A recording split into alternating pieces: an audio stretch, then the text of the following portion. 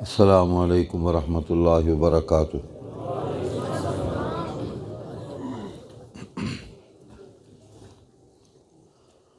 الحمد للہ وحدہ والصلاة والسلام علی سید الرسل وخاتم الانبیاء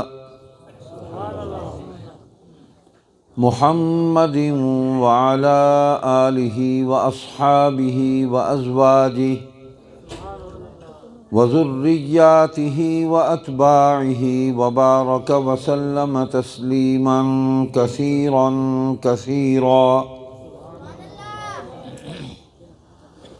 اما بعد فاعوذ باللہ من الشیطان الرجیم بسم اللہ الرحمن الرحیم۔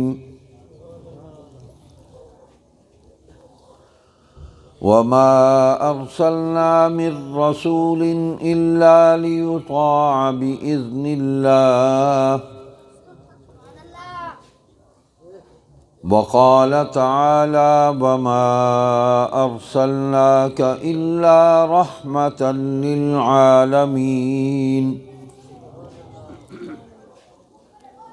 وقال تعالى وما أرسلناك إلا كافة للناس بشيرا ونذيرا۔ قال النبي صلى الله عليه وسلم أنا آخر الأنبياء وأنتم آخر الأمم۔ صدق الله مولانا العظيم وصدق رسوله النبي الصادق الوعد الأمين۔ تمام حضرات درود پاک پڑھ لیں ایک دفعہ۔ اللهم صل على محمد وعلى آل محمد كما صليت على إبراهيم وعلى آل إبراهيم إنك حميد مجيد۔ اللهم بارك على محمد وعلى آل محمد كما باركت على إبراهيم وعلى آل إبراهيم إنك حميد مجيد۔ برادر محترم حضرت مولانا قاری محمد تحسین صاحب، مولانا محمد اکمل صاحب، اسٹیج پر موجود میرے بزرگوں اور اس اجتماع میں موجود بزرگوں، بھائیوں، عزیزوں،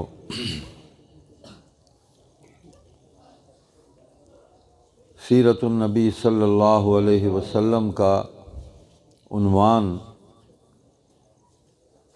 بہت پاکیزہ اور نورانی ہے، لیکن نازک بھی بہت ہے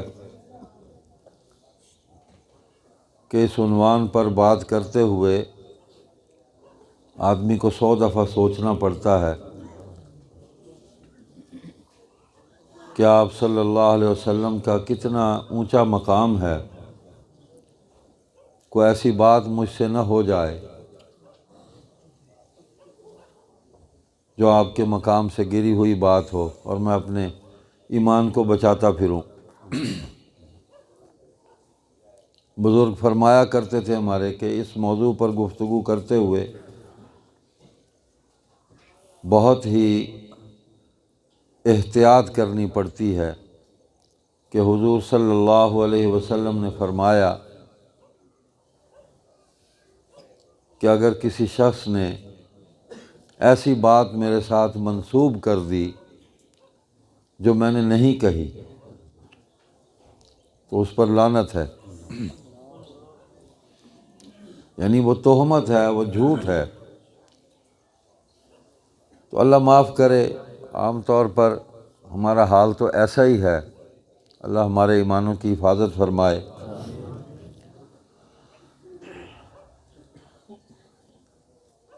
حضور صلی اللہ علیہ وسلم کے عہد مبارک میں کبھی سیرت پر جلسے نہیں ہوئے، ضرورت ہی پیش نہیں آئی، اور آپ علیہ الصلاۃ والسلام اس دنیا سے پردہ فرما گئے، تب بھی صحابہ کرام رضی اللہ عنہم ورضوا عنہ ان کو کسی سیرت کے جلسے کی ضرورت پیش نہیں آئی، نہ کسی محفل حمد و نعت کی، نہ محفل میلاد کی، ضرورت ہی محسوس نہیں کی۔ اس کی وجہ کہ صحابہ کرام کی پوری جماعت اور اس کا ہر فرد وہ دین اسلام کا مبلغ تھا، اور ان کی زندگی کا کوئی بھی عمل حضور صلی اللہ علیہ وسلم کی سنت کے خلاف نہیں تھا۔ ہر کام قرآن کے حکم کے مطابق اور نبی کریم صلی اللہ علیہ وسلم کی سنت کے مطابق، گفتگو ہو یا عمل ہو، تو یہ دو ہی کیفیتیں ہیں جو کسی انسان کا دوسرے انسان سے رابطے کا ذریعہ بنتی ہے، گفتگو ہے یا عمل ہے۔ تو ان کی گفتگو سن کر بھی لوگ اسلام قبول کرتے تھے، اور جو مسلمان تھے جنہوں نے حضور علیہ الصلاۃ والسلام کو نہیں دیکھا تھا، تابعی تھے، وہ صحابہ کو دیکھ کر دین سمجھ لیتے تھے، ان کی گفتگو کو اور ان کے عمل کو، اس میں تضاد کوئی نہیں تھا، جو زبان پر تھا وہی عمل میں تھا۔ تو ہر فرد خود چلتا پھرتا دین کا داعی تھا، اور دین کی دعوت تھی، ان کی گفتگو بھی، ان کا عمل بھی، دین کی نشر و اشاعت تھی۔ آپ علیہ الصلاۃ والسلام کے عہد مبارک میں بھی تاریخ میں یہ بات ملتی ہے کہ کوئی صحابی کہیں سے گزر رہا ہوتا تو کافر دیکھ کر پہچان لیتے تھے اور کہتے تھے کہ یہ ہم میں سے نہیں ہے، اس کی چال ڈھال، اس کا انداز اور اس کا لباس، اس کی وضاحت، ہمارے ساتھ کوئی چیز نہیں مل رہی، یہ محمد کریم صلی اللہ علیہ وسلم یہ ان کے ساتھیوں میں سے لگتا ہے، آدمی ہم میں سے نہیں ہے۔ یعنی ایک آدمی اپنے وجود سے ہی پہچانا جاتا تھا کہ وہ مومن ہے اور مسلمان ہے۔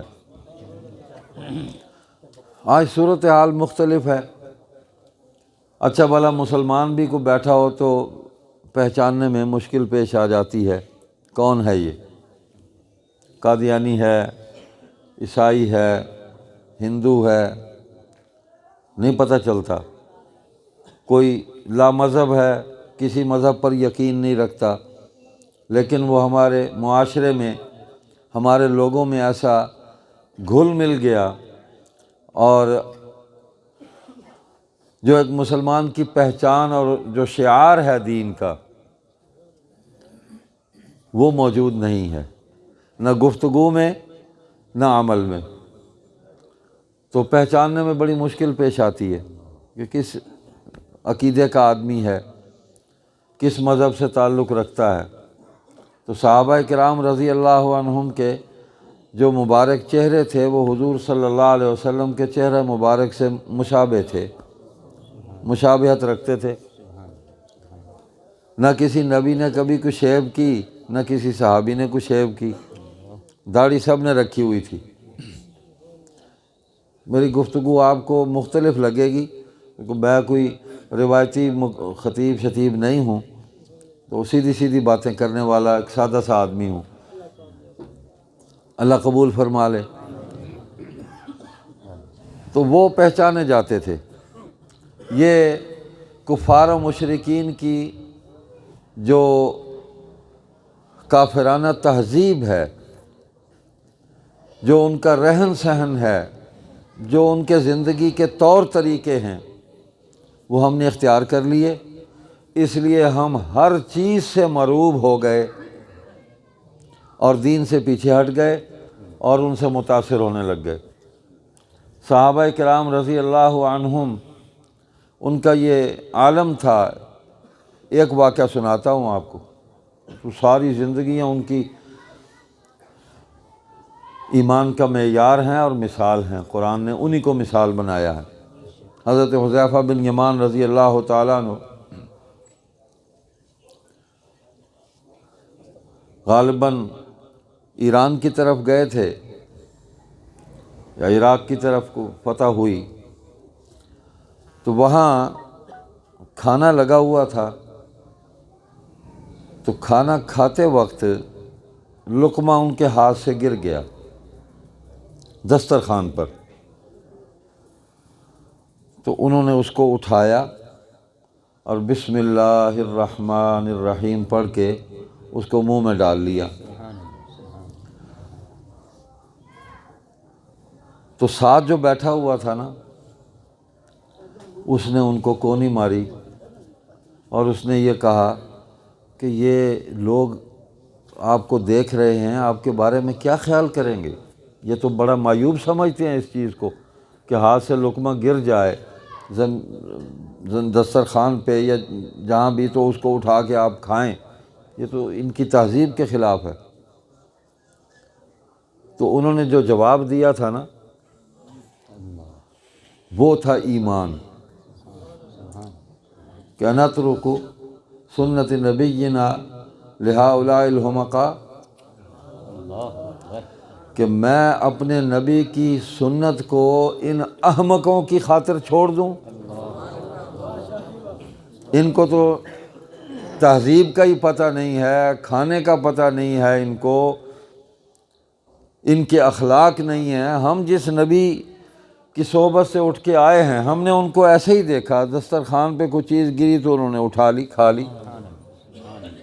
اب حدیث میں آتا ہے کہ دسترخوان پر جو ذرے ہوتے تھے، حضور صلی اللہ علیہ وسلم ان کو بھی چن چن کے کھا لیا کرتے تھے۔ ذرا ہم اپنی زندگیوں کا جائزہ لیں کہ ہم کیسے کھاتے ہیں۔ آج ہم اگر برتن میں کھاتے ہوئے پلیٹ میں جب تک کوئی چیز چھوڑ نہ دیں تو اس وقت تک ہم احساس کمتری میں مبتلا ہوتے ہیں کہ اگر ہم نے یہ صاف کیا تو لوگ ہمیں کیا کہیں گے کہ برتن صاف کر رہا ہے۔ تو کچھ چھوڑ دیں، پانی پیا ہے تو گلاس میں پانی چھوڑ دیں، بوتل آئی ہے وہ تھوڑی سی چھوڑ دیں۔ اس چھوڑنے کا مطلب یہ ہے کہ اس نعمت کو آپ ضائع کریں گے۔ کوئی نہیں کھائے گا آپ کا جوٹھا، کوئی آپ کا جوٹھا نہیں پیے گا۔ لیکن نبی کریم صلی اللہ علیہ وسلم نے جو ہمیں تعلیم دی ہے کہ مسلمان کے جوٹھے میں شفا ہے، آپ دیکھیں کہ کتنا ہمیں ایک دوسرے سے دور کیا ہے۔ ہم ایک برتن میں کھاتے تھے، ایک برتن میں کھاتے تھے ہم، اور مل جل کے ہم رہتے تھے، ایک دوسرے کا دکھ درد بانٹتے تھے، ایک دوسرے کی خوشیوں میں شریک ہوتے تھے۔ کوئی بیمار ہو جائے تو ہم سنت سمجھ کے اس کے گھر اس کی عیادت کے لیے جاتے تھے۔ اور یہ مسلمان کے جو دوسرے مسلمان پر 5 حقوق ہیں، ان میں سے ایک حق یہ ہے، بیمار ہو جائے تو عیادت کریں، فوت ہو جائے تو اس کے جنازے کو کندھا دے ساتھ چلیں۔ اللہ اکبر۔ کچھ سلام کرے تو سلام کا جواب دے، کچھ دعوت دے تو دعوت کا انکار نہ کریں۔ لیکن ہم نے صرف یہ ایک کام جو ہے نا، اس کو مضبوطی سے تھام لیا کہ دعوت کا انکار نہیں کرنا، چاہے جتنی دفعہ بھی کوئی دے دے۔ لیکن دعوت کو کھانے کا جو مطلب جو تہذیب ہے، جو اخلاق ہے، اس سے ہم محروم ہو گئے۔ ام المومنین سیدہ عائشہ صدیقہ رضی اللہ تعالی عنہا سے غالباً یہ روایت ہے کہ جب کھانے کے برتن گھر واپس آتے تھے نا، تو ہم پہچان لیتے تھے کہ یہ برتن جو ہے اس میں حضور صلی اللہ علیہ وسلم نے کھانا تناول فرمایا ہے، اس لیے کہ وہ سب سے زیادہ صاف ہوتا تھا، سب سے زیادہ صاف ہوتا تھا۔ تو صحابہ نے رضی اللہ عنہم نے حضور صلی اللہ علیہ وسلم کی پیروی کی ہے مکمل۔ تو میں نے بات یہاں سے شروع کی کہ ان کو کسی جلسے کی ضرورت نہیں تھی، اس لیے کہ وہ خود دین کے داعی تھے، وہ خود مؤثر تھے، کسی سے متاثر نہیں ہوئے سوائے حضور صلی اللہ علیہ وسلم کی ذات کے، ان سے متاثر ہوئے، جو فرمایا اس کو مان لیا، جو حکم دیا اس کو انہوں نے پورا کیا۔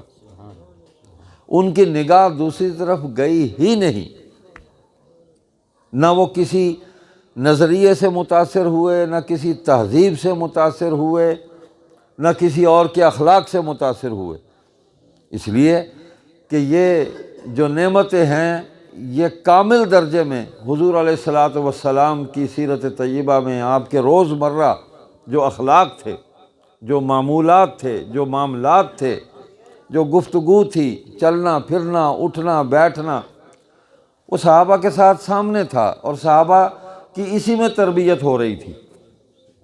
اللہ تعالیٰ نے اس جماعت کو مکمل تیار کر کے قیامت تک آنے والے لوگوں کے لیے، بنی نوع انسان کے لیے ان کو معیار بنا کر کھڑا کیا کہ یہ ہیں، اب سارے زمانے حضور صلی اللہ علیہ وسلم کے ہیں، کوئی نیا نبی نہیں آئے گا، یہی امت قیامت تک چلے گی، اور اس امت کی ہدایت کا ذریعہ جو ہے اور ایمان کا جو معیار ان کے سامنے پیش کیا گیا ہے وہ صرف صحابہ کی جماعت ہے۔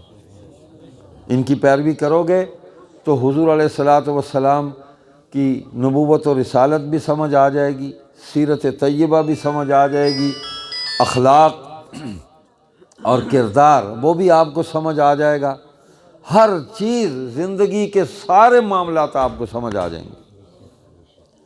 اللہ تعالیٰ نے ہمیں پیدا کیا ہے تو بے مقصد تو پیدا نہیں کیا، کوئی چیز بے مقصد نہیں بنائی، ہر چیز ایک مقصد کے تحت بنائی ہے۔ تو انسان تو ساری مخلوقات میں سب سے اعلیٰ اور افضل ہے، تو اللہ پاک نے ہماری ہدایت کے لیے انسانوں میں سے ہی انسانوں کو چنا اور ان کو نبوت و رسالت کا منصب عطا فرمایا، اور ہر زمانے میں جو بھی نبی آیا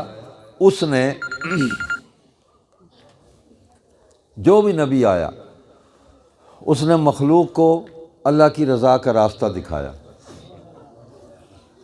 میں نے جو شروع میں 3 آیتیں پڑھی آپ کے سامنے،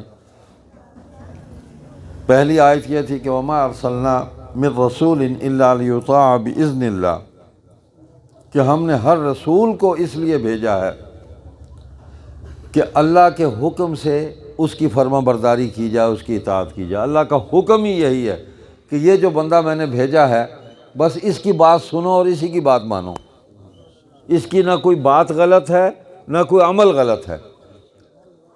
میں نے ان کو تمہارے اندر پیدا کیا، مبعوث کیا، نبوت و رسالت کی نعمت دے کر میں نے تمہارے اندر ان کو بھیجا ہے، اور ان کا دامن تھام لو، یہ سیدھے تمہیں میرے دروازے پر لے آئیں گے، یہ جنت میں تمہیں لے آئیں گے، ان کی سنو اور ان کی مانو۔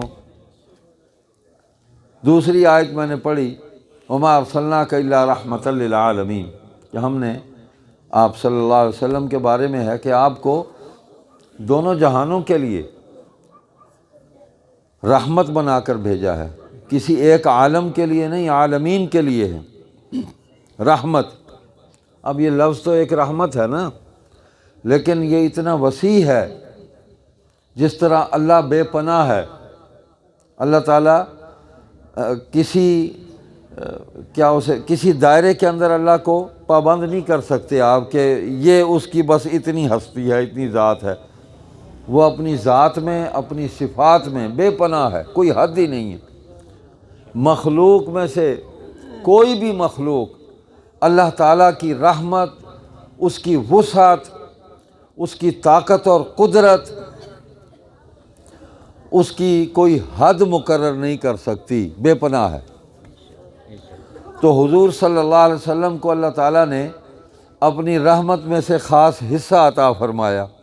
اللہ خود بھی تو رحیم ہے نا، رحم کرنے والے ہیں۔ بسم اللہ الرحمن الرحیم، کہ شروع کرتا ہوں اس اللہ کے نام سے جو بہت زیادہ مہربان ہے، بہت زیادہ شفقت کرنے والا ہے، رحم کرنے والا ہے۔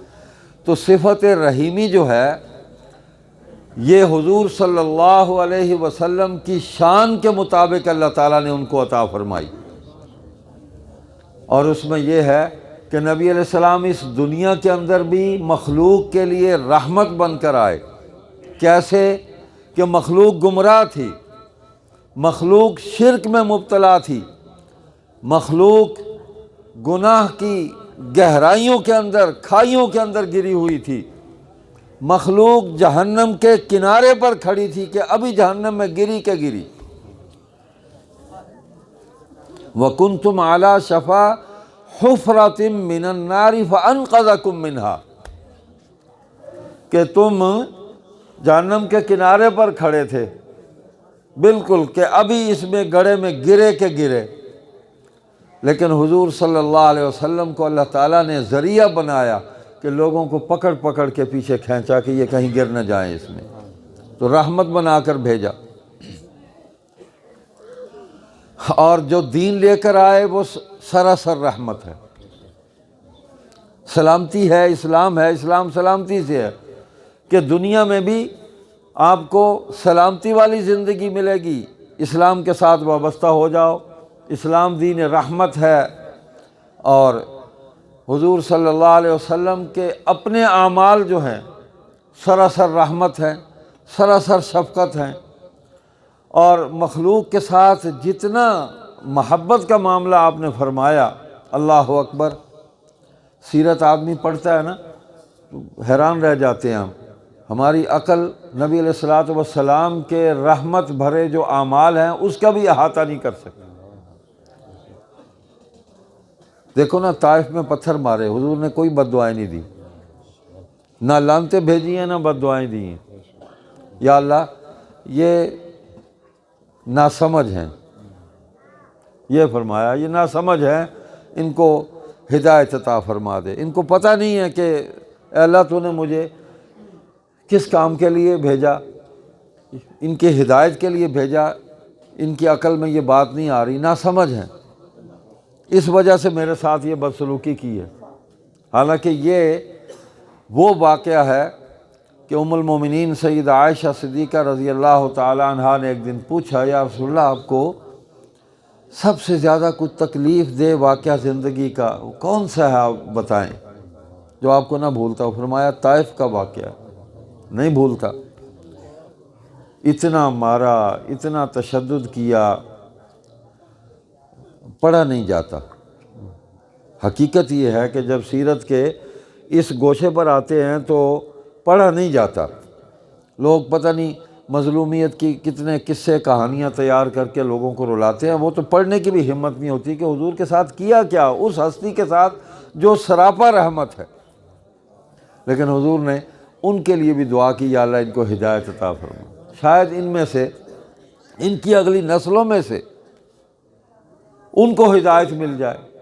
اختیار یہ ہے کہ جبریل علیہ السلام حاضر ہو گئے، یا رسول اللہ صلی اللہ علیہ وسلم یہ پہاڑوں کا فرشتہ کھڑا ہے، صرف آپ کی اجازت کا منتظر ہے، آپ حکم فرما دیں، یہ ان ظالموں کو دونوں پہاڑوں کے درمیان پیس دے گا، ان کو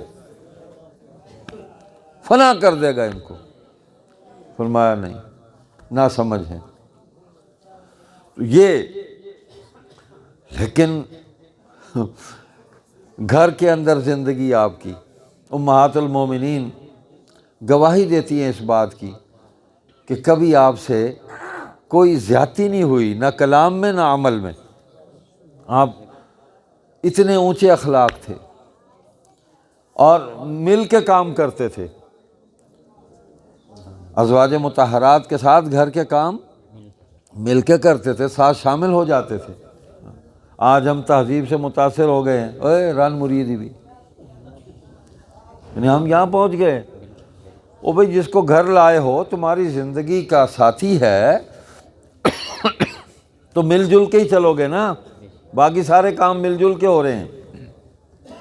لیکن وہ دیکھو جی، برتن دھو رہا ہے ساتھ بیٹھ کے، کپڑے دھلوا رہا ہے، یہ کھانا ساتھ پکوا رہا ہے، یہ کر رہا ہے۔ حضور صلی اللہ علیہ وسلم نے چولہا ساتھ جلایا، کھانا پکانے میں مدد کی، گھر کی صفائی ستھرائی میں مل جل کے کام کیا، کپڑے جو ہیں وہ کہیں سے کو پھٹ جاتا اس کو خود ہی سی لیتے، اپنے جوتے کو خود صاف کر لیا۔ آج ہم مولوی لوگ انتظار میں ہوتے ہیں کہ کوئی آئے اور وہ ہمارے جوتے کو صاف کرے، ٹھیک ہے نا۔ لیکن حضور صلی اللہ علیہ وسلم کی سیرت کتنی اونچی ہے، سارے کام گھر میں کیے۔ ایک صحابی ہیں حضرت انس رضی اللہ تعالیٰ عنہ، 10 سال حضور صلی اللہ علیہ وسلم کی خدمت میں رہے گھر میں، بچے تھے چھوٹے سے تو آئے، تو ان کو سب سے زیادہ وقت ملا آپ علیہ الصلاۃ والسلام کے گھر میں خدمت کرنے کا۔ پردہ بھی نہیں تھا، چھوٹے تھے، بڑے ہو گئے تو پھر پردے کا حکم آ گیا، پردہ کر دیا، پھر وہ باہر تھے۔ عجیب بات میں نے پڑھی پچھلے دنوں سیرت طیبہ میں، یہ واقعہ پڑھا کہ وہ کہتے ہیں کہ مجھے کبھی حضور صلی اللہ علیہ وسلم نے جھڑکا نہیں تھا، کبھی غصہ نہیں کیا مجھ سے۔ کئی چیزیں، کوئی برتن ٹوٹ جاتا، کوئی اور نقصان ہو جاتا، تو کبھی اس پر غصے کا اظہار نہیں کیا، بس خاموش ہو گئے۔ تو میں ایک دن مجھے کسی کام سے بھیجا بازار کچھ لینے کے لیے، تو میں جان بوجھ کر ایک جگہ کھڑا ہو گیا کہ تاخیر کروں، اور حضور صلی اللہ علیہ وسلم کسی دن تو مجھے جھڑکیں نا، میں جھڑکی کھانے کے لیے میں نے تاخیر کر دی۔ تو ایک جگہ کوئی تماشا لگا ہوا تھا، میں کھڑا ہو گیا وہاں، کافی دیر کھڑا رہا، تو اچانک ایک ہاتھ میرے کندھے پر ایسے آیا، مڑ کر دیکھا تو حضور صلی اللہ علیہ وسلم تھے۔ تو بس اتنا فرمایا، انس دیر ہو گئی، تاخیر ہو گئی۔ تو کہتے ہیں کہ میرا یہ عمل بھی جو ہے وہ میرے کام نہ آیا کہ حضور مجھے جھڑکے تو صحیح کبھی زندگی میں، کبھی نہیں جھڑکا۔ ہم اب اپنے اعمال کا جائزہ لیں، بچوں سے ہم لڑتے ہیں، بیوی سے ہم لڑتے ہیں، ماں باپ سے ہم لڑتے ہیں، بہن بھائیوں سے ہم لڑتے ہیں، صبح و شام پتہ نہیں کتنی لڑائیاں کرتے ہیں۔ استاد بیٹھے ہوئے ہیں، وہ شاگردوں سے لڑ رہے ہیں، پٹائیاں کر رہے ہیں، الٹے سیدھے الفاظ زبان سے نکال رہے ہیں۔ مجھ سمیت ہم سب اس بات کا جائزہ لیں۔ سیرت ہے نا، تو مسلمان ہونے کی حیثیت سے ہمیں سیرت سے ہی تو رہنمائی لینی ہے، اور کہاں سے لینی ہے؟ ہمارے لیے نمونہ حضور علیہ الصلاۃ والسلام کا عمل ہے، اور آپ کے پاس صحابہ کا عمل ہے جو حضور کے اعمال کا بہترین نمونہ ہے، کامل نمونہ ہے۔ تو بھائی ان کو جلسوں کی ضرورت پیش نہیں آتی تھی۔ کبھی حضرت حسان رضی اللہ تعالیٰ عنہ کو محبت جوش مارتی تھی تو وہ کہتے تھے یا رسول اللہ میں نے یہ کچھ شعر آپ کی شان میں کہیں سنا دوں؟ فرماتے سنا دو۔ تو اس طرح پیسے بھی نہیں آتے تھے یہ اکٹھے ہو رہے ہیں میرے لیے، اور پہلے ہوئے ہیں، سنا دیتے تھے، حضور کی دعائیں مل جاتی تھی، اور اس کو دنیا اور آخرت کی ساری بھلائیاں اور خزانے مل جاتے تھے حسان بن ثابت کو رضی اللہ تعالیٰ۔ حضور کے تایا زاد بھائی تھے، مغیرہ نام تھا، حضرت حارث کے بیٹے تھے، حارث حضور کے تایا ہیں۔ ابو سفیان کنیت تھی، ابو سفیان مغیرہ بن حارث۔ زمانہ کفر میں نبی کریم صلی اللہ علیہ وسلم کو بہت برا بھلا کہتے تھے، حضور کو بڑی تکلیف تھی ان کے اس عمل کی وجہ سے، حضور بہت کرب میں مبتلا رہتے تھے، شعر کہتے تھے حضور کے خلاف، اس کے اندر الفاظ حضور کی توہین کرتے تھے۔ تو ایک دن بڑی تکلیف کا اظہار کرتے ہوئے حضور صلی اللہ علیہ وسلم نے فرمایا کوئی ہے جو اس کا جواب دے؟ تو حضرت حسان رضی اللہ تعالیٰ عنہ کھڑے ہو گئے، یا رسول اللہ صلی اللہ علیہ وسلم یہ بندہ ناچیز حاضر ہے، پھر اپنی زبان پکڑ کر یوں، یا رسول اللہ آپ دعا فرما دیں، اسی زبان سے ہی میں آپ کی تعریف کروں گا، اشعار کہوں گا، اور میں اس کی مذمت کروں گا۔ آپ صلی اللہ علیہ وسلم نے فرمایا وہ میرے تائے کا بیٹا ہے، میری جد ہے، میرے خاندان میں سے ہے، اس کو برا بھلا کہے گا تو وہ سب کو برا بھلا کہے گا۔ اللہ اکبر۔ عرض کیا یا رسول اللہ میں آپ کو نا ایسے باہر نکال لوں گا جیسے لسی میں سے یا دودھ میں سے ہم مکھن نکال لیتے ہیں، میں مکھن کی طرح آپ کو باہر نکال لوں گا اور یہ جو برے ہیں ان کی برائیاں ان کے سامنے رکھ دوں گا۔ پھر شعر پڑھے، اللہ اکبر، حضور علیہ الصلوۃ والسلام سے دعائیں لے لیں۔ نہ صحابہ نے پیسے نشاور کیے، نہ حضور علیہ السلام نے کو پیسے دیے۔ انعام ملا تو یہ ملا کہ حضور صلی اللہ علیہ وسلم نے ان کی مغفرت کے لیے دعا کی، اور جن کی مغفرت کے لیے حضور نے دعا فرما دی ان کے جنت میں جانے میں کوئی شک باقی رہ جاتا ہے؟ اور اللہ نے قبول فرمائی سارے صحابہ کے لیے۔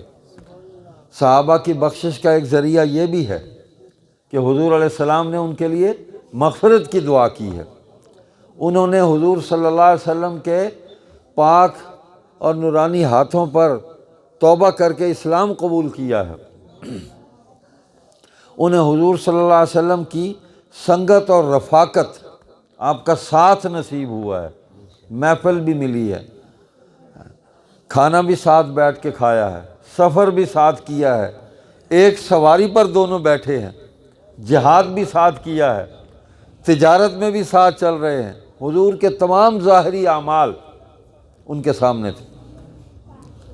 یہ ان کو اللہ تعالیٰ نے یہ سعادت ان کو عطا فرمائی۔ تو آج ہم یہ جو جلسے کرتے ہیں یہ ہمارے ایمان کی کمزوری ہے، اور ہم اپنی اس کمزوری کو دور کرنے کے لیے سبق یاد کرنے کی کوشش کرتے ہیں۔ یہی مقصد ہوتا ہے ان جلسوں کا کہ سبق یاد ہو جائے، ہم دوہرا لیں۔ جو قرآن بھولا ہوا ہے، قرآن کے حکم بھولے ہوئے ہیں، ہم ان کو دوہرا لیں، ان کو یاد کر لیں۔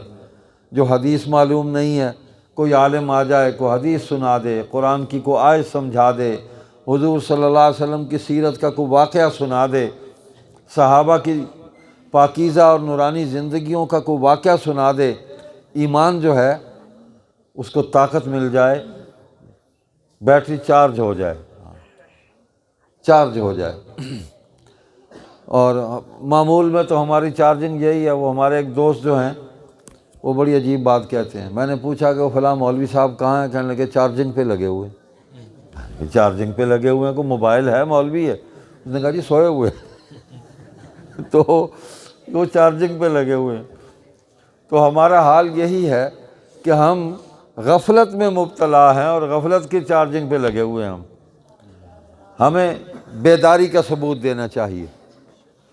نبی کریم صلی اللہ علیہ وسلم کی سیرت طیبہ کو پڑھنا چاہیے۔ کوئی کتاب گھر میں رکھ لیں، آدھا صفحہ پڑھ لیں، روز ایک صفحہ پڑھ لیں، سارے مل کے بیٹھ جائیں، اماں ابا بیٹھ جائیں، بہن بھائی بیٹھ جائیں، بچے ہیں بیوی بچے بیٹھ جائیں، ایک صفحہ پڑھ لیں، کوئی ایک واقعہ، تو مہینے کے بعد اپنے ایمان کی کیفیت کا خود جائزہ ہم لے لیں۔ ہمیں اس کی نورانیت محسوس ہوگی کہ حضور علیہ السلام کا ایک عمل ہمارے سامنے آئے گا، جی چاہے گا کہ ہم وہ کریں، اور آدمی ہمت کرے تو پھر وہ کام کر گزرے گا۔ تو اللہ پاک نے انسان کو صرف اپنی عبادت کے لیے بنایا، صرف اپنے لیے بنایا۔ وما خلقت الجن والانس الا لیعبدون، اپنے لیے بنایا۔ تو جب انسان اللہ کا ہو جاتا ہے تو پھر اللہ کہتا ہے کہ یہ جو کچھ میں نے کائنات بنائی ہے یہ سب اب تیرے لیے ہے۔ جب تو میرا ہے تو میرا سب کچھ تیرا ہے۔ تو نبی کریم صلی اللہ علیہ وسلم کی فرما برداری کرنے والے جو لوگ ہیں نا، انہوں نے اللہ تعالیٰ کی ہر نعمت سے نفع اٹھایا ہے، ہر نعمت سے۔ اور آپ دیکھ لیں، اپنی زندگی کا جائزہ لے لیں کہ اچھی چیزیں بھی ہیں، انسان ان سے بھی نفع اٹھا رہا ہے، اور بری چیزیں ہیں، انسان ان سے بھی نفع اٹھا رہا ہے۔ کوئی چیز ایسی نہیں جس سے انسان نفع نہ اٹھا رہا ہو۔ آپ یہ باہر جہاں ہم سارے آ کے گھر کا کوڑا کرکٹ پھینکتے ہیں، ڈھیری لگا دیتے ہیں، جو گھر میں سارا گند اٹھا کے پھینک دیتے ہیں، اس میں سے بھی لوگ نفع اٹھا لیتے ہیں۔ کاغذ والا آ رہا ہے، کاغذ اٹھا کے لے جا رہا ہے، ٹھیک ہے۔ شاپر بیگ ہیں، وہ دوسری پارٹی آتی ہے وہ اٹھا کے لے جاتی ہے، وہ تیسری پارٹی آتی ہے وہ ہمارے جتنی بھی پلاسٹک کی بوتلیں ہیں وہ اٹھا کے لے جاتے ہیں، ٹھیک ہے۔ تو اس میں سے بھی ہم نفع اٹھا لیتے ہیں۔ یہی کوڑا کرکٹ جو گند ہے ہم کھیت میں پھینک دیں تو وہی کھاد بن جاتی ہے، اور اسی سے ہماری زمین جو ہے وہ طاقت پکڑتی ہے اور فصل اچھی ہو جاتی ہے۔ کوئی چیز ایسی نہیں جس سے ہم نفع نہ اٹھا رہے ہوں، لیکن نفع اٹھانے کے بعد ہم اللہ کا شکر نہیں ادا کرتے۔ یہ ہے اصل مسئلہ۔ اللہ تعالیٰ یہی فرماتے ہیں لئن شکرتم لازیدنکم، شکر ادا کرو بڑھا دوں گا۔ اور لیکن ہم سمجھتے ہیں کہ یہ سارا کچھ ہم خود ہی کر رہے ہیں، ایسا نہیں ہے۔ اللہ تعالیٰ نے ہمیں پیدا کیا، ہمارے جتنے سانس ہیں یہ چلیں گے جب تک ان سانسوں کا وقت پورا نہیں ہو جاتا۔ ابھی مولانا فرما رہے تھے کہ آپ کا وقت ابھی شروع ہونے والا ہے، میرے متعلق فرما رہے تھے۔ میں نے کہا مہربانی کیا، یہ نہیں کہا وقت پورا ہونے والا ہے۔ تو وہ ظاہر بات ہے وہ کسی کو بھی پتہ نہیں ہے کس کا وقت کب پورا ہو جائے، کوئی نہیں جانتا، کوئی نہیں جانتا۔ نہ شروع ہونے کا وقت کسی کو معلوم ہے، نہ وقت پورا ہونے کا کسی کو معلوم ہے۔ تو یہ ایک مہلت ہے۔ دنیا کی زندگی جو ہے یہ دارالعمل ہے، اور آخرت کی زندگی جو ہے وہ ہمیشہ کی ہے، اور وہ دارالجزا ہے، اس میں بدلہ ملنا ہے ہمیں۔ تو اچھا کام کر کے جائیں تو اچھا بدلہ مل جائے گا، اچھا۔ اور دوسری بات یہ ہے کہ اللہ تعالیٰ سے ہمیشہ خیر مانگیں، بھلائی مانگیں، عافیت مانگیں، سلامتی مانگیں۔ ایک حدیث کا مفہوم ہے کہ اللہ فرماتے ہیں کہ انسان مجھ سے جیسی امید وابستہ کرے گا، جیسا گمان کرے گا، میں اس کے ساتھ ویسا ہی معاملہ کروں گا۔ تو آج ہر مسلمان، ہم کتنے گناہ گار کیوں نہیں، گناہ گار ہیں، لیکن ہر مسلمان کی خواہش یہ ہے یا اللہ خاتمہ ایمان پر کر دے، کلمہ نصیب کر دے۔ اس لیے کہ حضور صلی اللہ علیہ وسلم کی حدیث ہمارے سامنے ہے کہ جس نے آخری کلام لا الہ الا اللہ کیا دخل الجنہ، جنت میں داخل ہو گیا۔ تو ہر مسلمان کتنے گناہ گار کیوں نہ ہو، خواہش یہی ہے، دعا یہی کرتا ہے یا اللہ کلمہ نصیب کر دینا موت کے وقت۔ یہ تو ایمان ہے نا، ایمان کا معنی یقین کرنے کے ہیں۔ تو یہ اس بات کا یقین ہے کہ اگر ایسا ہو گیا تو میں جنت میں چلا جاؤں گا۔ تو اللہ سے اچھا گمان کریں، اچھی امید وابستہ رکھیں، اللہ سے بھلائی مانگیں، کبھی اللہ سے امتحان نہ مانگیں۔ ہاں، کبھی نہیں مانگنا چاہیے، ڈال دے گا تو پھر کیا کرو گے؟ بس اللہ سے عافیت مانگیں، اور ساتھ یہ دعا بھی کہ اگر کو آ جائے مشکل تیری تقدیر میں لکھی ہے تو اس میں پھر صبر عطا فرمانا، پھر اس میں ہمت عطا فرمانا، اور اس صبر پر جو تو نے وعدہ کیا ہے اجر کا وہ اجر بھی عطا فرمانا۔ صبر جو ہے نا بہت بڑی نعمت ہے، بڑی آزمائش نہ صحیح، یہ چھوٹی چھوٹی باتیں ہیں۔ ہمیں کسی کی بات اچھی نہیں لگی، طبیعت پر گراں گزری، تو بس سن لیں اس کو، صبر کر لیں، کوئی نہیں، کوئی بات نہیں، ایسے بھی زندگی گزر جاتی ہے۔ اور یہ ضروری بھی نہیں کہ ہر بات کا جواب دیا جائے اور اسی طرح دیا جائے جس طرح دوسرے نے بات کی ہے۔ آپ کے ساتھ کسی نے کوئی زیادتی کی ہے، آپ اس زیادتی کا جواب اس کو زیادتی سے نہ دیں، حسن سلوک سے دیں، اور پھر اس کا نتیجہ دیکھ لیں۔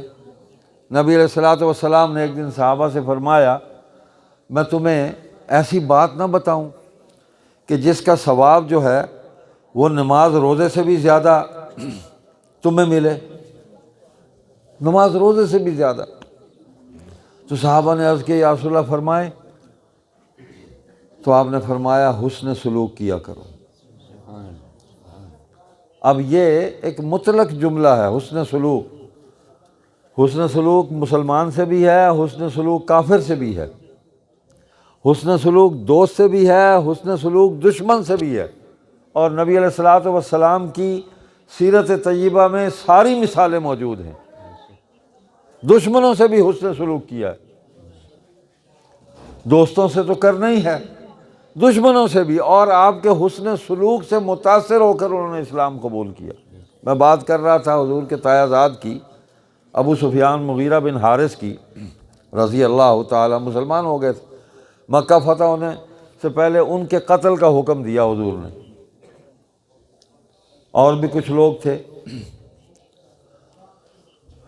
ایک بدبخت تھا، فرمایا یہ کعبے کے اندر بھی مل جائے نا، غلاف کعبہ میں بھی اپنے آپ کو لپیٹ لے، اس کو نہیں چھوڑنا، اس کو قتل کر دینا۔ تو اللہ کا حکم ہی ایسا تھا، اس کی دل و دماغ میں کہیں بھی حق کی طلب ہی نہیں تھی، اور اللہ نے حضور صلی اللہ علیہ وسلم کے دل میں یہ بات ڈالی۔ نبی اپنی مرضی سے کوئی بات کرتے نہیں کہ اس کو قتل کر دینا ہے، بس ہوا وہ قتل۔ کچھ تھے جو بچ گئے، ابو جہل کا بیٹا حضرت اکرمہ رضی اللہ تعالیٰ، وہ بھی قتل کے حکم میں تھا لیکن بچ گئے، ایمان قبول کر لیا۔ ایک اور تھا، وہ بہت زیادہ گالیاں دیا کرتے تھے، ان کے قتل کا حکم تھا۔ عین وقت پر فتح مکہ ہو گیا تو وہ گھر میں چھپ کے کہیں بیٹھا ہوا تھا، تو دوستوں کو کہہ رہا تھا کہ دیکھو حضور اس وقت کس کیفیت میں ہیں، ان کے پاس کون کون ہیں، تو جب کچھ تنہائی ہو تو مجھے بتانا، میں جانا چاہتا ہوں۔ اس کو بتایا گیا کہ اس وقت رش نہیں ہے، ایک دو آدمی ہیں۔ آ گیا دوڑتا ہوا، تو جو بیٹھے تھے انہوں نے فوراً تلواریں سیدھی کر لیں کہ اس کے تو قتل کا حکم ہے، آ گیا دشمن۔ تو اس نے دیکھتے ہی کہا اشہد ان لا الہ الا اللہ و اشہد ان محمد عبدہ و رسول۔ نبی علیہ السلام نے فرمایا جا، تجھے بھی معاف کیا، تجھے بھی معاف کیا۔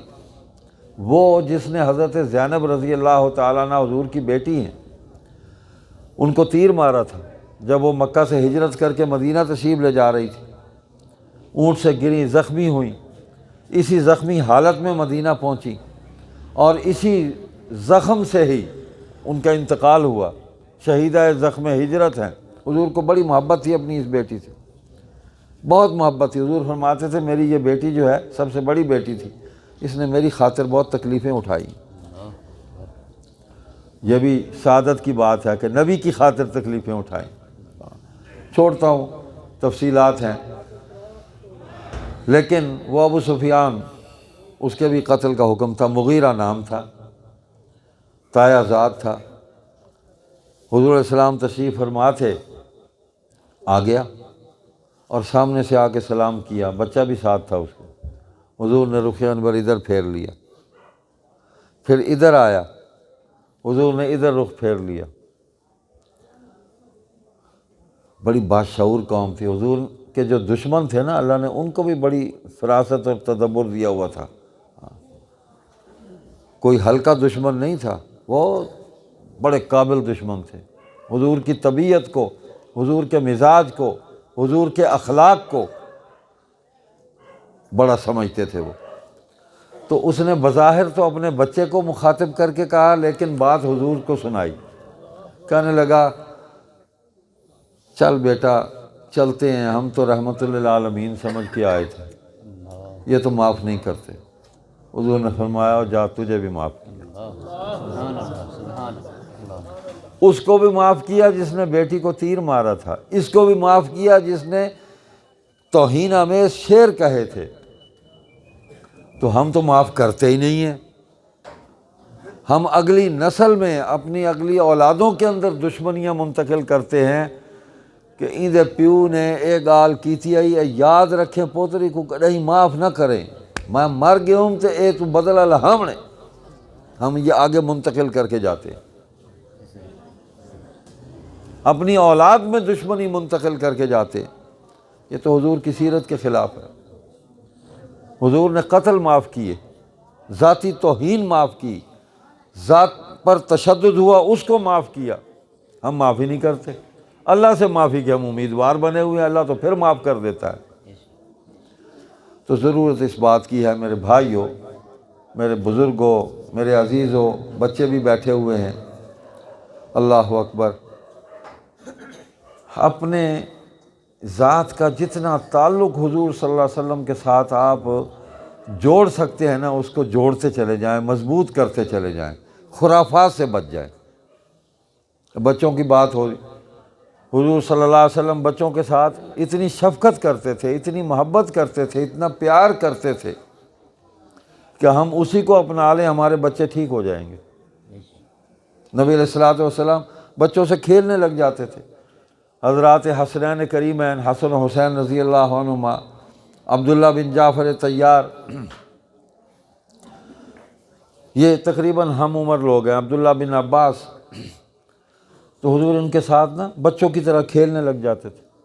حضور سواری بن جاتے تھے، جیسے گھوڑا چلتا ہے تو وہ اوپر حضور کے چڑھ جاتے تھے، حضور ان کو جھولے دیتے تھے، حضور بچوں کو اٹھا لیتے تھے۔ اچھا اور سنیں، یہ نہیں کہ صرف اپنے بچوں کے ساتھ، جو محبت اپنے ان عزیزوں کے ساتھ کی وہی محبت دوسرے مسلمان بچوں کے ساتھ کی۔ عید کا واقعہ ہے، حضور عید پڑھ کر باہر تشریف لائے تو ایک بچہ رو رہا تھا، تو حضور کی نگاہ رحمت جو ہے اس پر پڑی، اس کے قریب پہنچے، پوچھا اس سے، بیٹا کیا بات ہے، کیوں روتے ہو؟ کہنے لگا یا رسول اللہ، یہ سارے بچے جو ہیں میرے ہمجولی ہم عمر، یہ اپنے باپ کے ساتھ آئے ہوئے ہیں، ہاں ان کے ابا ان کے ساتھ ہیں، میں یتیم ہوں، میں اکیلا آیا ہوں، میرا باپ نہیں۔ تو حضور نے اس کو پیار کیا اور فرمایا غم نہ کر، میں تیرا باپ، میں تیرا باپ۔ حضور اس کو گھر لے گئے، ویسے ہی پیار کیا جس طرح حسن و حسین کو پیار کرتے تھے، اس کو کھانا کھلایا۔ تو یہ جو رویے ہیں، حضرت ابوبکر صدیق رضی اللہ تعالیٰ عنہ کے والد ماجد فتح مکہ کے دن وہ بھی مسلمان ہوئے، تو حضرت ابوبکر تو چھوڑ چھاڑ کے ساتھ چلے گئے تھے حضور کے، ہجرت کر کے واپس آئے تو اس دن اجازت دی، یا رسول اللہ میں اپنے گھر ہوا ہوں، اجازت ہے؟ فرمایا جاؤ ہو آؤ۔ تو اپنے والد کو لے آئے، بوڑھے تھے، 90-95 سال عمر ہو گئی تھی، تو بابا جی سے جا کہا بابا جی اٹھو جلدی کرو، جنت میں جانے کا وقت بہت تھوڑا رہ گیا۔ وہ آ گئے ہیں، کہ کون؟ کہ وہ آ گئے ہیں۔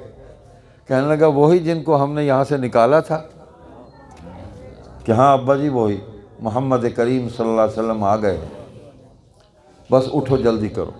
تو ابا کو لے کے حضور کی بارگاہ میں آ گئے۔ میں بتا رہا ہوں کہ بچوں سے بھی محبت ہے، اب بوڑھے کے ساتھ احترام اور محبت کا رویہ دیکھیں۔ آپ صلی اللہ علیہ وسلم جب وہ آئے تو ان کے لیے کھڑے ہو گئے اور فرمایا ابو بکر، بابا جی کو، بوڑھے میاں کو کیوں تکلیف دی، ان کو کیوں لے آئے، مجھے ان کے پاس لے جاتے۔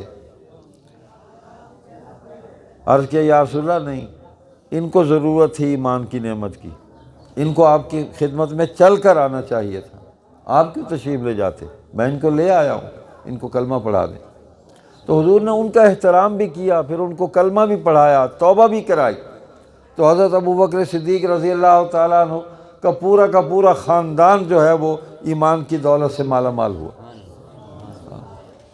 باپ بھی، بیوی بھی، ماں بھی، بیویاں بھی، بیٹے بھی، سب مسلمان۔ تو یہ محبت ہی کا نتیجہ تھا کہ ابو جہل کا بیٹا بھی مسلمان ہو گیا۔ حضرت اکرمہ رضی اللہ، پہلے اس کی بیوی مسلمان ہوئی، پھر اکرمہ کے لیے یعنی حضور سے وعدہ لیا، حضور میں اس کو لے آؤں تو آپ معاف کر دیں گے، حضور فرمایا لے آؤ، تو وہ لے کے آئی۔ اور یہ وہ حضرت اکرمہ ہیں جنہوں نے جنگ یمامہ کے اندر جو ختم نبوت کے تحفظ کے لیے جنگ لڑی گئی، جہاد یمامہ، حضور علیہ الصلوۃ والسلام کے اس دنیا سے پردہ فرمانے کے بعد، انتقال کے بعد، یہ پہلا جہاد ہے جس پر پوری امت کا اجماع ہوا ہے ختم نبوت پر۔ تو اس کے پہلا لشکر لے کر وہ گئے ہیں، اس کو اپنے باپ کے عبرتناک انجام کا کوئی افسوس نہیں تھا، اب باپ کی یاد ہی نہیں تھی اس کو، ابو جہل کی، مر گیا بس ٹھیک ہے، مشرک مرا، مجھے اللہ نے ایمان دے دیا، کنویں میں پھینکا تھا مار کے، قتل کر کے انہوں نے، لیکن اس کو باپ کا کوئی غم نہیں تھا۔ حضور کی محبت میں ایسا گم ہوا کہ اسے ہر وقت جنت سامنے نظر آتی تھی کہ میں نے یہاں پہنچنا ہے، اور حضور کی فرما برداری کر کے پہلا لشکر لے کے وہ پہنچے۔ کوئی تدبیر میں غلطی ہوئی، پیچھے ہٹنا پڑا۔ دوسرا لشکر جو ہے وہ حضرت شرحبیل بن حسنہ رضی اللہ تعالیٰ عنہ یہ لے کر پہنچے ہیں۔ ان سے بھی کوئی تھوڑی سی حکمت عملی میں کوئی کوتاہی ہو گئی، نہیں سمجھ آئی کہ یہاں کیا کرنا ہے، پیچھے ہٹنا پڑا ان کو بھی۔ پھر تیسرا لشکر لے کر کمانڈر جو ہے وہ حضرت خالد بن ولید رضی اللہ تعالیٰ عنہ، حضرت ابوبکر نے ان کو بھیجا، تو پھر فتح ہوئی۔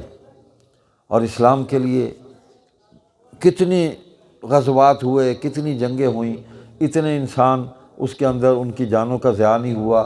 259 صحابہ ہیں جو شہید ہوئے ہیں، لیکن اس جہاد کے اندر 1200 صحابہ شہید ہوئے۔ 800 حافظ قرآن تھے اس میں، وہ ہماری طرح حافظ نہیں تھے، قرآن کو سمجھنے والے تھے، قرآن پر عمل کرنے والے تھے۔ اتنا نقصان ہوا، لیکن حضور کی منصب ختم نبوت، اس کا ایسا جھنڈا بلند کیا انہوں نے۔ حفاظت تو اللہ نے کرنی ہے، اللہ نے اپنے ذمے لیا ہوا ہے، پورے دین کی حفاظت اللہ نے اپنے ذمے لی ہوئی ہے، یہ ہم پر نہیں چھوڑا ہوا، ہم نے تو دین کو چھوڑا ہوا ہے۔ ہم کتنا دین پر عمل کرتے ہیں، نہ ہماری نمازیں ٹھیک ہیں، نہ ہمارے روزے ٹھیک ہیں، نہ قرآن سے ہمارا وہ تعلق ہے، نہ سیرت ہم پڑھتے ہیں، نہ معاملات ہمارے ٹھیک ہیں، معاملات میں گڑبڑ ہے، وعدہ کرتے ہیں مکر جاتے ہیں، لکھے ہوئے عہد جو ہے اس سے مکر جاتے ہیں، کہتے ہیں میں نے نہیں لکھا جی، آ جاؤ عدالت میں، بات ٹھیک ہے چل سو چل۔ لین دین میں گڑبڑ ہے، سود لے رہے ہیں، سود دے رہے ہیں۔ نبی پاک صلی اللہ علیہ وسلم نے فرمایا کہ قرب قیامت میں جو سب سے زیادہ کام برے ہوں گے نا، ان میں پہلا کام یہ ہے کہ شراب جو ہے سب سے زیادہ برتنوں میں اڈیلی جائے گی۔ تو صحابہ نے عرض کیا یا رسول اللہ، یہ اللہ کے اتنے واضح حکم کے باوجود وہ لوگ ایسا کریں گے؟ تو آپ علیہ الصلوۃ والسلام نے فرمایا کہ وہ اس کو شربت قرار دے کر، مشروب قرار دے کر اس کو حلال کریں گے۔ اللہ نے تو حرام کیا ہے، وہ اس کو مشروب قرار دے کر اس کو حلال کر دیں گے۔ اور فرمایا کہ لوگ سود کو منافع قرار دے کے اس کو حلال کریں گے۔ فرمایا کہ لوگ رشوت کو تحفہ اور انعام جو ہے یہ قرار دے کے اس کو حلال کریں گے۔ اب فرمائیں یہ تینوں کام ہم کر رہے ہیں کہ نہیں، ہماری سوسائٹی میں ہو رہے ہیں؟ ہم رشوت گفٹ کے طور پر ہم دیتے ہیں، سود کو ہم منافع کے طور پر لیتے ہیں۔ جناب ہمارا مال ہے، اس پہ اس نے کام کیا، بس ٹھیک ہے فکس کر دیا تو کیا ہو گیا، پھر ہم اس سے راستے نکالتے ہیں کسی طریقے سے حلال کر لیں اس کو۔ تو نبی علیہ الصلوۃ والسلام کی تعلیم، آپ کی سنت مطہرہ، آپ کی سیرت طیبہ، جب تک اس کی طرف ہم نہیں آئیں گے، اس کا مطالعہ نہیں کریں گے، غور و فکر نہیں کریں گے، اپنے بچوں کو نہیں سنائیں گے، جوانوں کو نہیں سنائیں گے، اس وقت تک ہمارا ایمان جو ہے نا وہ خطرے میں رہے گا۔ یہ چلتا رہے گا تو ایمان کی ساتھ ساتھ حفاظت ہوتی رہے گی۔ دیکھیں نا، ملک کی فوج ہے، وہ اگر بیرکوں میں ہی بیٹھی رہے آرام سے، تو دشمن تو کسی بھی طرف سے جو ہے وہ حملہ کر کے ملک میں داخل ہو جائے گا۔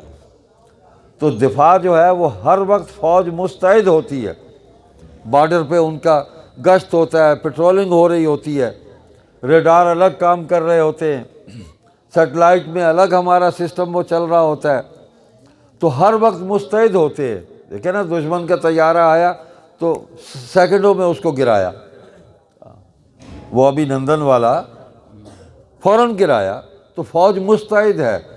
تو ایمان والے آدمی کو بھی مستعد رہنا ہے کہ شیطان حملہ کرے تو فوراً شیطان کو جوابی جو ہے میزائل اس کو پڑھنا چاہیے، اعوذ باللہ من الشیطان الرجیم، لا حول ولا قوۃ الا باللہ العلی العظیم، استغفر اللہ ربی من کل ذنب واتوب الیہ۔ 3 میزائل تو فائر کرے نا فوراً، ستیہ ناش ہو جائے گا، اس کا بھاگ جائے گا، نہیں ٹھہرے گا۔ تو ہمیں ایمان بچانے کے لیے مستعد رہنا ہے، اور اس دور میں سب سے بڑا کام مسلمانوں کے ایمانوں کو بچانا ہے۔ خطرہ ہمارے ایمانوں کو ہے، لوگ مرتد ہو جاتے ہیں یا بے دین ہو جاتے ہیں، مسلمانوں کے گھروں میں پیدا ہوئے اور کلمہ تک نہیں آتا۔ آپ یقین فرمائیں نہیں آتا۔ ہمارے ساتھ سفر کریں، ہم آپ کو دکھاتے ہیں ایسے مناظر، طبیعت ہل جاتی ہے، خوف طاری ہو جاتا ہے، یہ مسلمان ہے، مسلمانوں کے گھروں میں پیدا ہوئے. میں ادھر سندھ کی طرف جاتا ہوں، دیکھتا ہوں جو ہندو عورتیں ہیں وہ پردہ کیا ہوتا ہے انہوں نے. ہمارے ملتان میں پرانا ایک رواج تھا پردے کا، ہم نے اپنے بچپن میں، لڑکپن میں وہ دیکھا. بوڑھی جو مائیاں ہوتی تھیں نا، تو بیچاری گھروں میں کام کر کے محنت مزدوری کرتی تھیں، تو انہوں نے چادر لی ہوتی تھی. ایسے خوبصورت انداز میں چادر لی ہوتی تھی کہ صرف معمولی سی آنکھیں دیکھنے کے لیے ہوتی تھیں، سارا جسم یہاں تک ان کا وہ چادر سے وہ لپٹا ہوتا تھا، ایسا پردہ ہوتا تھا. تو اب تو چادر کیا، باقی لباس کی بھی جو کیفیت ہم نے کر دی ہے. غصہ مردوں پہ ہے، ٹھیک ہے، مردوں کو بھی حکم ہے قرآن میں کہ اپنی نگاہیں نیچی رکھو، یہیں سے کام شروع ہوتا ہے نا. لیکن عورتوں کو بھی تو حکم ہے کہ اپنے چہرے، اپنے اوپر چادریں ڈال لو. ہم نے اوپر یہاں سے شروع کیا، وہ بھی چادر گلے میں ڈال لی. یعنی یہ اوپر نہیں ہے، یہ پتہ نہیں کیا ہے. اس کو مطلب کس میں شمار کرتے ہیں؟ چادر تو اوپر ہی ڈالی جائے گی نا، تو چہرہ ڈھانپیں گے. اسے دیکھن نال کیا تھیندے، دیکھن نال ہی تو سارا کام تھیندے، بیا کیا تھیندے. وہ چٹ دے دے مجھے کہ اس نے مجھے پیار سے دیکھا ہے. دیکھیں نا، آپ کسی کو محبت سے دیکھیں گے، آپ بچے کو بھی محبت سے دیکھیں گے نا، تو بچہ آپ کی طرف متوجہ ہو جائے گا. آپ بچے کو گھور کے دیکھیں گے، دیکھنا ہی ہے نا، تو پھر مختلف اثرات ہوتے ہیں. اپنی اپنی جیسے طبیعت ہوگی کسی کو نہ کہا بنجے دفعہ تھی وے ایسا ایویں ڈٹھے سا اے میں ویندا پیا. آپ کوئی بزرگ ہے تو دیکھیں وہ بات آ گئی. یہ جو اخلاق ہے نا، یہ علم کی بھی بنیاد ہے، عمل کی بھی بنیاد ہے. ایک آدمی اچھا بھلا عالم دین ہے، سب کچھ پڑھا ہوا ہے، لیکن کسی نے آ کے السلام علیکم، وعلیکم السلام، دوسری دفعہ مسافہ نہیں کرے گا. ہوگا دفعہ تھی وے پر ایک تمیز ہی کیا نہیں سلام کرن دی. علم کام نہ آیا، عمل بھی خراب ہو گیا. لیکن اگر وہ کہتا ہے وعلیکم السلام، بلکہ جملہ بڑھا دیتا ہے ورحمۃ اللہ وبرکاتہ، تو اس کا اثر ہی کچھ اور ہوگا. وہ بندہ کہے گا یار یہ تو بہت اچھا آدمی ہے، توجہ دی ہے، میرے سلام کا جواب دیا ہے، میرے ساتھ محبت کا اظہار کیا ہے. وہ ایک دفعہ نہیں، وہ 10 دفعہ ملنے آئے گا آپ کو. ہمارے اخلاق ٹھیک نہیں ہیں، اخلاق ٹھیک کریں. نبی علیہ الصلوۃ والسلام فرماتے ہیں انما بعثت لاتمم مکارم الاخلاق، مجھے اس لیے بھیجا گیا، اس لیے مبعوث کیا گیا ہوں کہ تمہارے اخلاق جو ہیں ان کو مکمل کر دوں. تو اخلاق کا معنی صرف ہنسنا نہیں ہے، جیسے یہ یورپین معاشرے ہیں، سارے مصنوعی ان کے اعمال ہیں، مصنوعی ان کے اخلاق ہیں. تھوڑی سی بات ہوگی سوری، ایکسکیوز می، بس اسی میں لگے رہتے ہیں. لیکن مسلمان ہے نا، وہ کہتا ہے حسبک اللہ، یرحمک اللہ، یہدیکم اللہ. وہ تو دعائیں دیتا ہے مسلمان. یہ بھی مسلمان کے حقوق میں ہے. وہ جو 5 حقوق ہیں کہ کسی کو چھینک آ جائے تو وہ الحمدللہ کہے اور سننے والا کہے یرحمک اللہ، اور پھر جواب وہ دے یہدیکم اللہ. 3 دعائیں جو ہیں وہ 2 آدمیوں کے درمیان گردش کرتی ہیں، تو دونوں کی محبت کتنی بڑھ جائے گی، سوچا کبھی؟ اللہ اکبر. بس بھائی، سیرت تو ایسا پاکیزہ موضوع ہے، ہم ساری رات اس پر بیان کرتے رہیں، بلکہ قیامت تک ایمان والے اس پر گفتگو کرتے رہیں. حضور صلی اللہ علیہ وسلم کی سیرت پوری نہیں ہوگی، اس کا حق ادا ہی نہیں ہوگا، اس لیے کہ حضور سارے زمانوں کے لیے ہیں، قیامت تک کے لیے ہیں. قیامت کے بعد بھی حضور کا جھنڈا لہرائے گا، لواء الحمد جو ختم نبوت کا جھنڈا ہے وہ بلند ہوگا، اس کے نیچے انشاءاللہ ہم ہوں گے انشاءاللہ. اور اس دن بھی حضور رحمت بن کر کھڑے ہوں گے، جیسے دنیا میں رحمت بن کر آئے اس دن بھی رحمت بن کر کھڑے ہوں گے، اور حضور ہماری شفاعت فرمائیں گے. آپ فرماتے ہیں کہ اللہ تعالیٰ میری شفاعت کو رد نہیں کریں گے، میں وہ آدمی ہوں، میں شفاعت کروں گا، اللہ میری شفاعت کو قبول کریں گے۔ تو بھائی ہم اپنی نمازوں روزوں پر نہیں کھڑے ہوئے، بڑی ناقص نمازیں ہیں، بڑے ناقص روزے ہیں، بڑے ناقص اعمال ہیں ہمارے، بس اللہ قبول کر لے، جیسے بھی ہیں ہمیں معاف کر دے، ہم عاجز بندے ہیں اللہ کے۔ شیطان ہم پر بڑا طاقتور طریقے سے حملہ کرتا ہے، اگر بچ جاتے ہیں تو اللہ کی توفیق سے، اپنا کوئی کمال نہیں ہے۔ تو ہم اللہ کی رحمت اور حضور صلی اللہ علیہ وسلم کی شفاعت سے بخشے جائیں گے، بس یہ دو ہی ہمارے پاس آسرے ہیں، تیسرا کوئی آسرا نہیں ہے۔ اللہ کی رحمت اور حضور صلی اللہ علیہ وسلم کی شفاعت، یہ ہماری بخشش کے دو بہترین ذرائع ہیں۔ لیکن ان ذرائع کو حاصل کرنے کے لیے اللہ سے تعلق تو ہم تھوڑا بہت رکھیں نا جی، ہم تھوڑا سا بھی تعلق رکھیں نا، اللہ ہم سے زیادہ تعلق قائم کر لے گا۔ یہی تو اللہ کی صفت ہے کہ تو تھوڑا سا میرے قریب آ، دیکھ پھر میں تیرے کتنا قریب آتا ہوں، کتنی تجھ سے محبت کرتا ہوں۔ اللہ کو تو بہت زیادہ محبت ہے اپنی مخلوق سے۔ تو بھائی حضور صلی اللہ علیہ وسلم کو اللہ تعالیٰ نے آخری نبی بنا کر بھیجا، خاتم الانبیاء بنا کر بھیجا، تمام زمانوں کے لیے بھیجا، بنی نوع انسان کے لیے بھیجا۔ آج جو دین آپ نے پیش فرمایا وہی دنیا کے اندر زندہ ہے۔ ان الدین عند اللہ الاسلام، اور کوئی دین نہیں ہے دنیا کے اندر، اللہ کے نزدیک صرف اسلام دین ہے، وہی باقی ہے۔ لوگ اگر قبول کر رہے ہیں تو اسلام قبول کر رہے ہیں، سکھ بھی اسلام قبول کرتا ہے، ہندو بھی اسلام قبول کرتا ہے، عیسائی بھی اسلام قبول کرتا ہے، قادیانی بھی اسلام قبول کرتا ہے۔ تو یہ دنیا کی یہ مذاہب ہیں، دین نہیں ہے۔ مذہب جو ہے وہ انسان کی پوری زندگی میں اس کی رہنمائی نہیں کرتا، انسان کی اپنی اس کی سوچ، اس کی فکر وہ مذہب کے اندر شامل ہوتی ہے، لیکن دین جو ہے یہ مکمل قانون ہے، ضابطہ حیات ہے، انسان کی پوری زندگی میں یہ رہنمائی کرتا ہے۔ دین کسی ایک موقع پر بھی اپنے ماننے والے کو تنہا نہیں چھوڑتا، اس کا ہاتھ پکڑ لیتا ہے۔ یہاں کیا کرنا ہے قرآن میں لکھا ہے، یہاں کیا بولنا ہے قرآن اور حدیث اور سنت میں موجود ہے، صحابہ کی زندگیوں میں موجود ہے۔ تو دین قیامت والے دن بھی ہمارے ساتھ ہے، قیامت سے پہلے قبر میں بھی ہمارے ساتھ کھڑا ہے۔ تو یہ دین نے باقی رہنا ہے۔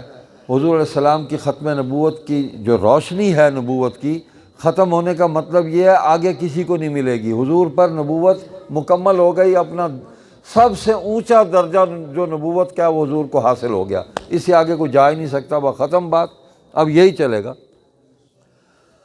اللہ اکبر۔ تو آج فتنے ہیں نا، قادیانیت کا بھی فتنہ ہے کہ انہوں نے حضور علیہ السلام کے مقابلے میں نبوت گھڑ لی، لیکن اللہ تعالیٰ نے اس کے دور میں بھی علماء کو پیدا کیا، اور اس کے مرنے کے بعد بھی آج تک علماء جو ہیں اور مسلمان سارے مل کے وہ اس کفر کا اور اس گمراہی کا مقابلہ کر رہے ہیں اللہ کی توفیق سے۔ تو اللہ تعالیٰ نے امیر شریعت سید عطاء اللہ شاہ بخاری رحمۃ اللہ علیہ کو توفیق عطا فرمائی اور اس خدمت کے لیے قبول کر لیا، اللہ نے قبول کر لیا۔ تو انہوں نے اجتماعی طور پر، جماعتی سطح پر اس فتنے کا مقابلہ کیا، اپنی جماعت مجلس احرار اسلام کو، جہاں انگریز سے آزادی کے لیے جد و جہد ہو رہی تھی، وہاں اس فتنے کی بھی ساتھ سرکوبی کر رہے تھے، محاسبہ اور تعاقب کر رہے تھے، اور وہ فرماتے یہی تھے۔ اور خود اس فتنے کے بانی مرزا قادیانی نے بھی یہی لکھا کہ میں انگریز کا خود کاشتہ پودا ہوں، تو کہتے تھے انگریز نے یہ بھی اسلام کے خلاف سازش کی ہے، یہ اس کا پیدا کیا ہوا فتنہ ہے، تو اس کا بھی مقابلہ کریں گے۔ تو الحمدللہ اس فتنے کے مقابلے میں 10,000 انسانوں نے اس پاکستان کے اندر اپنی جانوں کا نذرانہ پیش کیا ہے ختم نبوت کے تحفظ کے لیے، اور اس جھنڈے کو کبھی گرنے نہیں دیا۔ قادیان میں داخل ہوئے مجلس احرار اسلام کے قافلے کو لے کر، اور پاکستان بن گیا وہ 1934 ہے، اور یہاں 1976 میں ربوہ میں داخل ہو گئے جو اب چناب نگر ہے، شاہ جی کے بیٹے داخل ہو گئے، وہاں بھی مسجد بنائی تھی، یہاں بھی مسجد بنائی ہے۔ مسلمان کا تعلق مسجد سے ہی ہے، جب ہم مسجد سے باہر نکلے ہیں تو کھانا خراب ہوا ہے ہمارا، ہمارے جو اجتماعی معاملات اور سرگرمیاں ہیں وہ مسجد ہی اس کا مرکز ہے، اور وحدت امت کی اجتماعیت، 5 وقت ہم نماز اکٹھے مل کے پڑھتے ہیں، اجتماعیت قائم کرے، آپ سب متحد ہو جائیں، تو مسجد بنا دی۔ اللہ کا فضل و کرم سے آج بھی ہم کام کر رہے ہیں۔ مجلس احرار اسلام کو آج 94-95 سال ہو گئے، لیکن ہم دین کی خدمت اللہ کی توفیق سے کر رہے ہیں، اور مسلسل لوگ مسلمان ہو رہے ہیں، اسلام کو قبول کر رہے ہیں۔ آج بھی ایک خاتون تھے عیسائیت سے، اس نے اسلام قبول کیا۔ گزشتہ ہفتہ 10 دن پہلے بھی قادیانیت ترک کر کے اسلام قبول کیا۔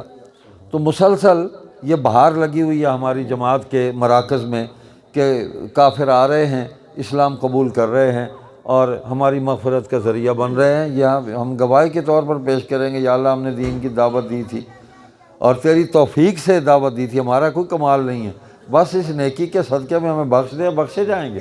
حدیث میں آتا ہے کہ جس نے کسی کو اسلام، مفہوم یہ ہے کہ اسلام کی دعوت دی، اس نے اسلام قبول کر لیا، تو اس کو ساری زندگی جو وہ اعمال کرے گا نا، اس کو تو ثواب ملے گا ہی جس نے اسلام قبول کیا۔ جس نے اس کو دعوت دے کر یہ خیر اور بھلائی کا راستہ دکھایا ہے، اس کو بھی ساتھ ثواب ملتا رہے گا، اس کے لیے صدقہ جاری ہے۔ تو دعا کریں اللہ ہمیں اس کام کے لیے قبول کر لے۔ تو مجلس احرار اسلام ہمارا شعبہ تبلیغ، تحفظ ختم نبوت، اس میں متحرک ہے، اور لٹریچر بھی ہم شائع کرتے ہیں، وہ ہم تقسیم بھی کرتے ہیں، دروس ختم نبوت ہوتے ہیں۔ ہمارے یہ ملتان کے ناظم ہیں مولانا محمد اکمل صاحب، یہ فرحان حقانی صاحب ہیں، یہ حضرات، یہ بھائی سعید بیٹھے ہیں قاسم بیلا سے، اور بھی ساتھی آپ بیٹھے ہیں یہاں کے بھی، تو اس محنت میں لگے ہوئے ہیں۔ تو انشاءاللہ یہ سلسلہ چلتا رہے گا، بس نیت ٹھیک کر لیا کریں کہ یا اللہ یہ جو کام کر رہے ہیں تیری توفیق سے کر رہے ہیں، جیسے کیسے ہیں اس میں جو کوئی کمی بیشی ہے معاف کر دے اور قبول فرما لے، اور تیری رضا کے لیے کر رہے ہیں۔ جو بات کہنے لگیں سوچ لیں کہ اس سے اللہ ناراض تو نہیں ہے، میری بات کرنے سے اللہ راضی ہو جائے، ایسی بات میں منہ سے نکالوں کہ اللہ راضی ہو جائے۔ جو عمل کرنے لگے ہیں ایک دفعہ سوچ لیں کہ اس عمل سے اللہ ناراض تو نہیں ہوں گے، ایسا عمل اللہ مجھ سے کرا دے کہ تو راضی ہو جائے، بس خیر ہی خیر ہے، ہر طرف بھلائی ہی بھلائی ہے۔ تو بھائی یہ کام چل رہا ہے، ہمارے یونٹ بھی ہیں مختلف، یہ کام کر رہے ہیں۔ جو نو مسلم ہیں ہم ان کی کفالت بھی کرتے ہیں، بعض کی شادیاں بھی کی ہیں، مکانات ان کو کرائے پر لے کر دیے ہیں، کاروبار کے لیے ان سے تعاون کیا ہے، بچوں کی تعلیم ہے، ان کا علاج معالجہ ہے، چونکہ وہ تو چھوڑ کے آ گئے نا، اب تو ہمارے بھائی بن گئے، ہماری بہنیں بن گئی، تو وہ ہماری برادری میں شامل ہو گئے نا، مسلمین میں شامل ہو گئے، تو ان کا دکھ درد اب ہم بانٹیں گے۔ اگر ہم ان سے اخلاق کا مظاہرہ نہیں کریں گے تو پھر نقصان ہوگا نا، وہ متنفر ہو جائیں گے، خدا نخواستہ واپس کافر ہو گئے تو ہماری بدعمالی کی وجہ سے ہوں گے، اس کا وبال بھی ہم پر پڑے گا۔ تو یہ کام چلتے رہتے ہیں الحمدللہ۔ تو اس فکر سے آپ محنت کرتے رہیں۔ یہ ہمارا رسالہ ہے ماہنامہ نقیب ختم نبوت، اس میں بھی مضامین ہوتے ہیں حالات حاضرہ پر بھی، اور عقائد پر بھی، اور سیرت پر، سیرت صحابہ پر، اور اس کے مطالعے سے کئی رذائل سے، کئی فتنوں سے آدمی بچ جاتا ہے اور خطرات سے باخبر ہو جاتا ہے۔ تو جو پڑھے لکھے لوگ ہیں، جو پڑھ سکتے ہیں، ان کو اس طرف توجہ کرنی چاہیے۔ ہمارے ذمہ دار یہاں موجود ہیں، اس کے سالانہ خریدار بھی بنے، کچھ بھی نہیں ہے، 300 روپیہ ہے، یوں ہیں جی، ہاں سال کے لیے، ہاں سال کے لیے 300 روپیہ، تو چینی 150 روپے کلو ہے جی، بھائی میں سمجھو 2 کلو تو مطلب ہے کھانڈ چاڑے ہو سکوں، اللہ جزائے خیر دے آپ کو۔ بس بھائی آپ کا مل بیٹھنا اور یہ باتیں جو اللہ نے کرا دی، اللہ اس کو قبول فرما لے۔ آخر میں کچھ دعا ہے ہمارے مرحومین کے لیے۔ ایک تو میری بڑی ممانی صاحبہ اور حضرت سید ابو معاویہ ابو ذر بخاری رحمۃ اللہ علیہ کی اہلیہ تھی، اور بھائی حافظ سید محمد معاویہ بخاری کی والدہ ماجدہ تھی، کل ان کا انتقال ہوا، پرسوں کل جنازہ تھا۔ ہمارے خاندان میں بڑی عمر والی بزرگ خاتون وہی تھیں، ان کی دعائیں ملتی رہتی تھیں، انشاءاللہ جب تک ہم زندہ ہیں دعائیں ہمارے ساتھ رہیں گی، دعائیں ضائع نہیں جاتی، تو ان کی مغفرت کے لیے۔ اسی طرح ہمارے چناب نگر مسجد احرار کے قدیم ہمارے وہاں کے ذمہ دار ہیں، خطیب ہیں، وہاں مبلغ ہیں، بہت نیک آدمی ہیں، مولانا محمد مغیرہ، ان کے والد ماجد وہ فوت ہوئے۔ بڑی خدمت کی اس آدمی نے، چارپائی ساتھ والد کے مستقل لگا دی، 24 گھنٹے خدمت، اور یہ قسمت والے کو ہی خدمت کا یہ سعادت ملتی ہے۔ وہ فوت ہو گئے۔ اسی طرح یا ہمارے بھائی سعید احمد صاحب حافظ صاحب، وہ ان کا انتقال ہو گیا۔ بہت قدیم تعلق تھا ہمارے ساتھ ان کا، محبت والا، اللہ ان کی مغفرت فرمائے۔ ہمارے بھائی عباس بیٹھے ہیں قاسم بیلا سے، اور ان کے بھائی غلام مصطفیٰ مرحوم، ان کا انتقال ہوا۔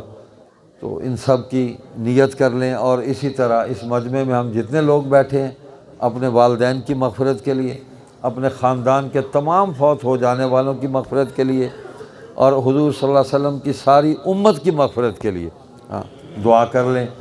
اور ویسے